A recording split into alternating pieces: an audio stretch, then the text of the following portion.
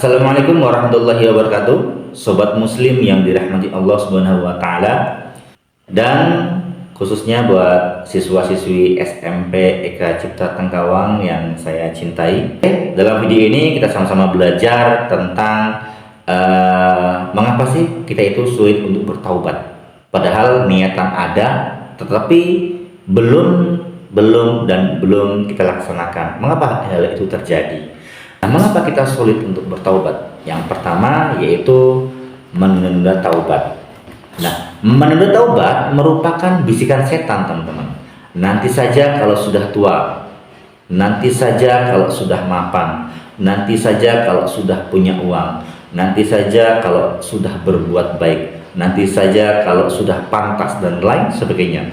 Itu merupakan sebuah bisikan setan. Maka setan sengaja agar kita lupa untuk bertaubat kepada Allah Subhanahu wa taala, karena manusia tidak tahu kapan dia akan dijemput oleh malaikat maut. Kedua yaitu teman-teman meremehkan dosa.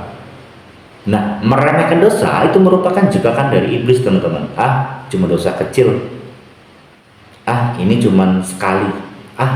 Ini nggak apa-apa. Ini dan lain sebagainya, sehingga teman-teman mengulangi dan mengulanginya lagi sampai teman-teman itu banyak sekali dosa-dosanya, walaupun teman-teman anggap kecil.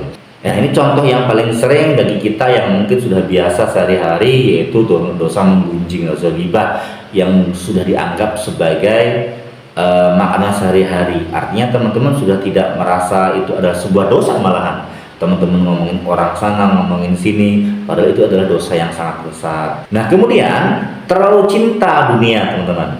Nah, cinta dunia itu ada harta, ada jabatan, ada popularitas. Nah, ketika teman-teman itu cinta kepada dunia, terlalu cinta, maka teman-teman akan melakukan segala cara untuk mendapatkan dunia itu. Nah, kemudian selanjutnya adalah lingkungan yang buruk, teman-teman. Nah, lingkungan yang buruk itu sangat berpengaruh kepada iman seseorang, teman-teman. Maka kata Nabi itu, iman seseorang itu tergantung dari temannya. Jadi kalau teman-teman mempunyai lingkungan teman-teman yang pemabuk, maka teman-teman bisa jadi nanti akan terjerumus kepada minuman keras. Kalau teman-teman misalkan berkumpul sama orang-orang yang suka mencuri, maka teman-teman akan ikut mencuri dan terus-menerus seperti itu. Maka carilah teman-teman yang dapat mengingatkan teman-teman kepada kebaikan. Nah, kemudian selanjutnya adalah putus asa dari rahmat Allah. Putus asa merupakan salah satu dari teman-teman sulit untuk bertaubat. Padahal Allah Subhanahu wa taala itu dalam Al-Qur'an menjelaskan, katakan kepada hamba-hambaku yang melampaui batas terhadap diri mereka sendiri, la taqnatu mir rahmatillah. Janganlah kamu berputus asa dari rahmat Allah. Ketika teman-teman merasa dosanya sebanyak buih di pantai, maka ampunan Allah itu jauh lebih banyak dari dosa teman-teman. Kemudian hati yang keras, teman-teman. Hati yang keras itu disebabkan karena banyak dosa yang telah kita lakukan. Jadi semakin teman-teman itu berbuat dosa, maka hati teman-teman itu akan semakin keras.